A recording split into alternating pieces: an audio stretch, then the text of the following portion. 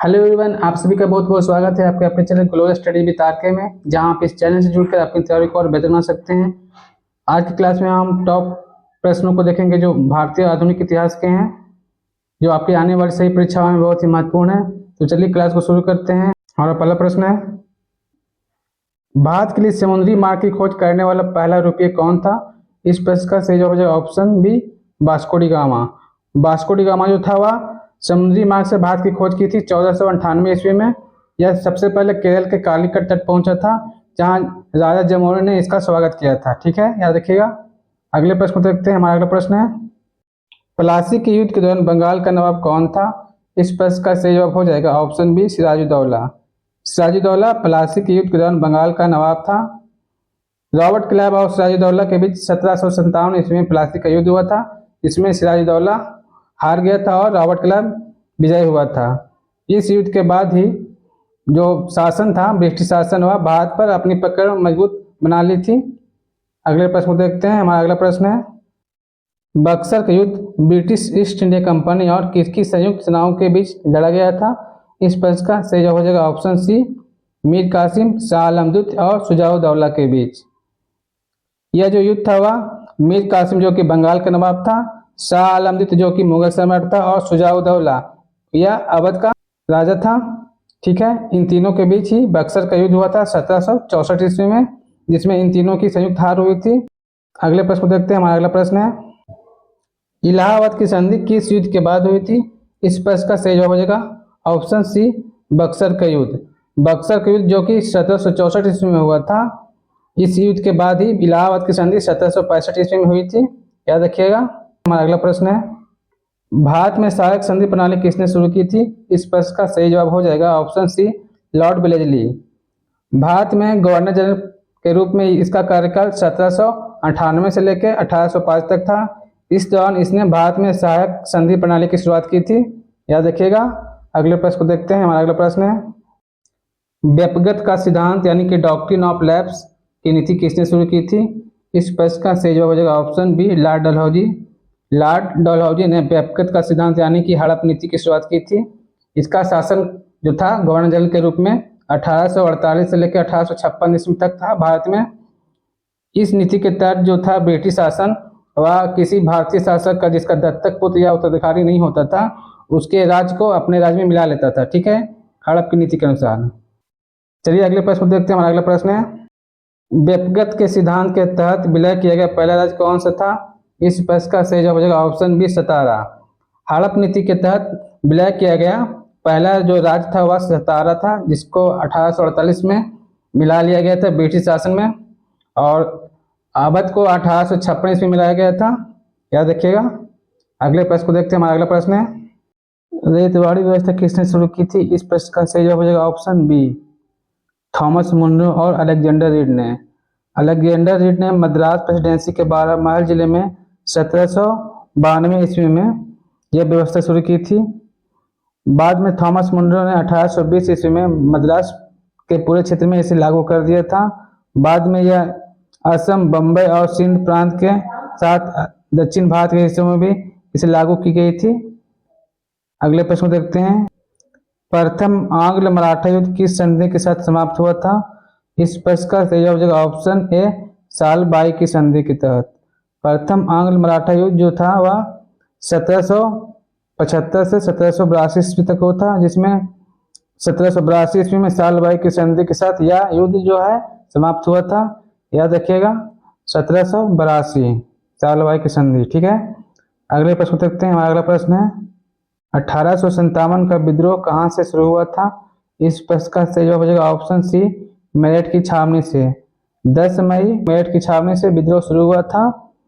सबसे पहले मंगल पांडे ने 29 मार्च 1857 को विद्रोह की शुरुआत की थी। बाद में यह विद्रोह 10 मई 1857 ईस्वी से पूरे भारत क्षेत्र में फैल गया था। ठीक है, याद रखिएगा। मंगल पांडे जो थे बंगाल इन्फेंट्री के 34वें बटालियन के एक सिपाही थे।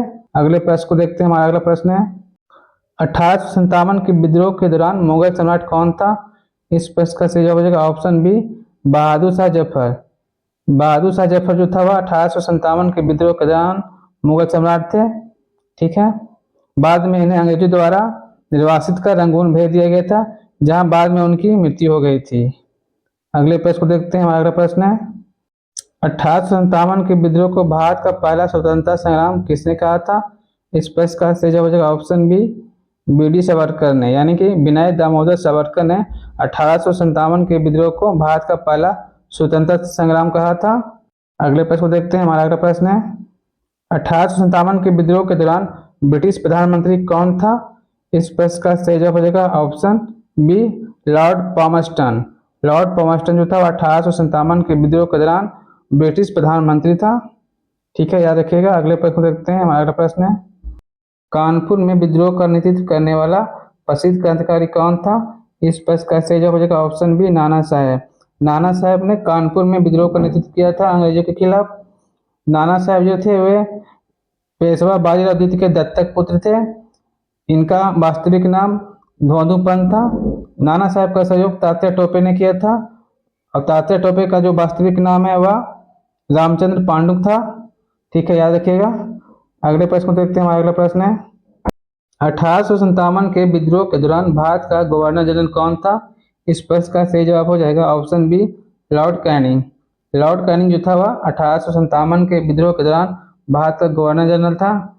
बाद में लॉर्ड कैनिंग को 1858 ईस्वी में गवर्नर जनरल से सीधे वायसराय पद पर नियुक्त किया गया था, क्योंकि गवर्नर जनरल का जो पद था वह 1857 के विद्रोह के बाद समाप्त कर दिया गया था। इसलिए हम कह सकते हैं कि अंतिम गवर्नर जनरल और प्रथम वायसराय जो था वह लॉर्ड कैनिंग था, जो कि 1858 ईस्वी में वायसराय बना था। याद रखिएगा। अगले प्रश्न को देखते हैं। हमारा अगला प्रश्न है 1857 के विद्रोह के बाद भारत का नियंत्रण ईस्ट इंडिया कंपनी से किसे हस्तांतरित कर दिया गया था? इस प्रश्न का सही हो जाएगा ऑप्शन बी, ब्रिटिश क्राउन को। ब्रिटिश क्राउन को 1857 के विद्रोह के बाद ईस्ट इंडिया कंपनी से सीधे ब्रिटिश सरकार को हस्तांतरित कर दिया गया था, भारत का जो नियंत्रण था। ठीक है, अगले प्रश्न को देखते हैं। हमारा अगला प्रश्न है भारत सरकार अधिनियम 1858 ने किस पद की शुरुआत की थी? इस प्रश्न का सही जवाब हो जाएगा ऑप्शन डी, बी और सी दोनों। भारत का वायसराय और भारत के राज सचिव पद की शुरुआत हुई थी 1858 ईस्वी में। 1757 ईस्वी तक भारत का गवर्नर जनरल होता था, जबकि 1858 ईस्वी में भारत का वायसराय और भारत के राज सचिव पद की शुरुआत हुई थी। भारत का वायसराय सीधे ब्रिटिश क्राउन के प्रति जिम्मेदार होता था, जबकि भारत के राज सचिव जो थे वे लंदन में नियुक्त किए गए थे, जो कि ब्रिटिश प्रशासन और भारतीय प्रशासन के बीच कड़ी का काम करते थे। ठीक है, याद रखिएगा। अगले प्रश्न को देखते हैं। हमारा अगला प्रश्न है झांसी की रानी लक्ष्मीबाई अंग्रेजों से लड़ते हुए कहाँ शहीद हुई थी? इस प्रश्न का सही जवाब हो जाएगा ऑप्शन ए, ग्वालियर में। ग्वालियर में 1858 ईस्वी को रानी लक्ष्मीबाई अंग्रेजों से लड़ते हुए शहीद हुई थी, जहां महंत गंगादास की कुटिया में उनका अंतिम संस्कार किया गया था। याद रखिएगा। अगले प्रश्न को देखते हैं। हमारा अगला प्रश्न है सिपाही विद्रोह नए कारतूसों का उपयोग करने से सिपाहियों के इनकार के साथ शुरू हुआ, जिनके बारे में अफवाह थी कि वह किससे बने हुए हैं। ठीक है, इस प्रश्न का सही जवाब हो जाएगा ऑप्शन सी, ए और बी दोनों, यानी कि वे सुअर की चर्बी और गाय की चर्बी दोनों से बने हुए थे, ऐसा सिपाहियों को लगा था। ठीक है, इस कारण से उन्होंने विद्रोह किया था। ठीक है, अगले प्रश्न को देखते हैं। हमारा अगला प्रश्न है ब्रह्म समाज की स्थापना किसने की थी? इस प्रश्न का सही जवाब हो जाएगा ऑप्शन बी, राजा राम मोहन राय ने।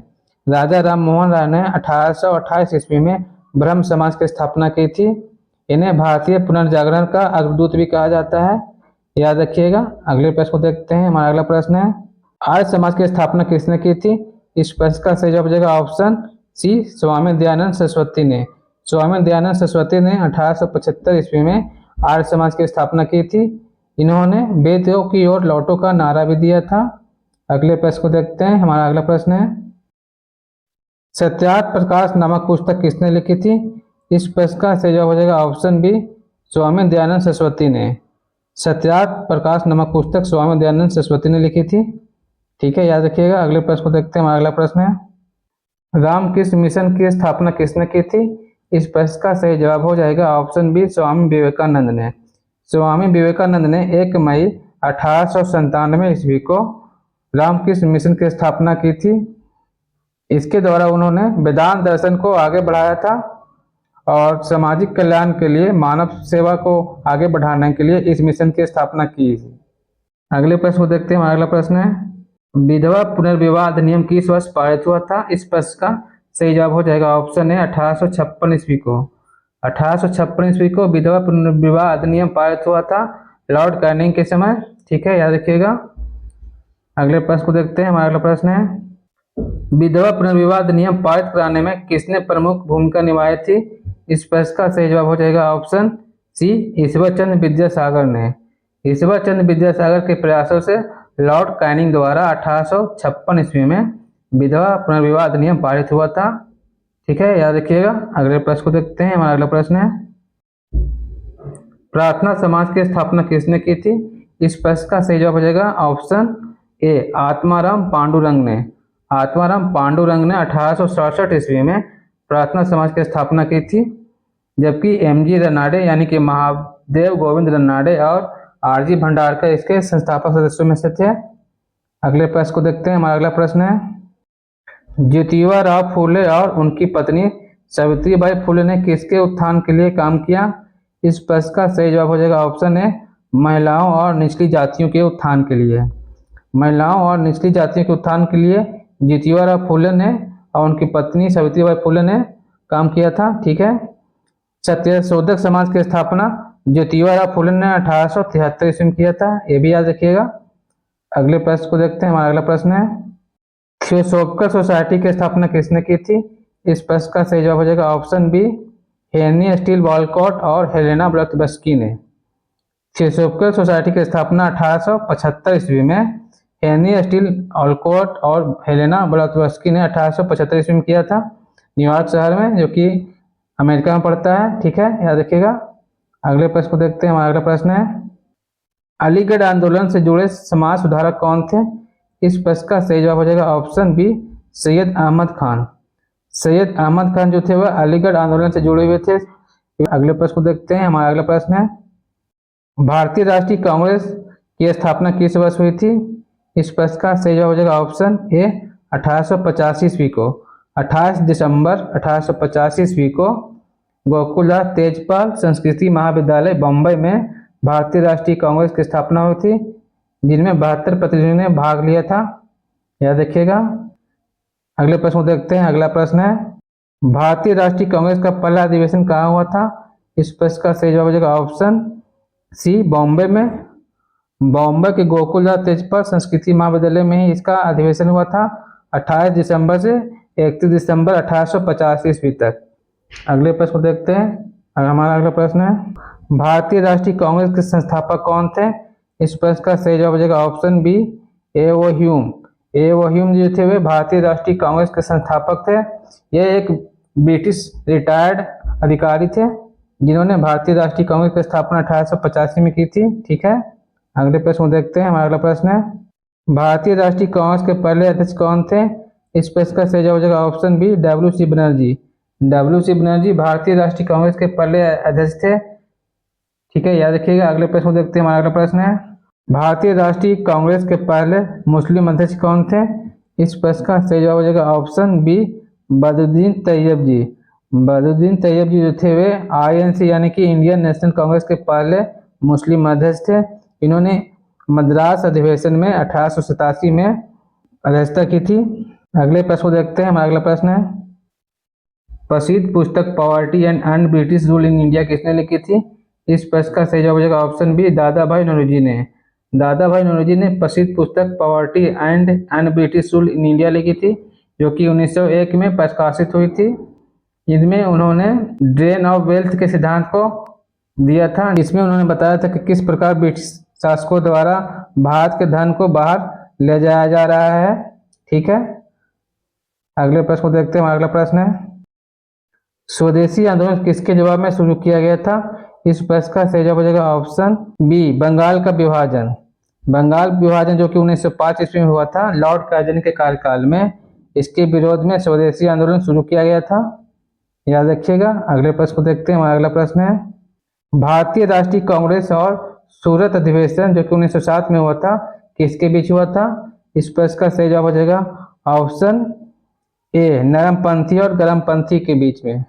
नरमपंथी जो थे वे उदार विचारों के थे, जबकि गर्मपंथी उग्रवादी विचारों के थे।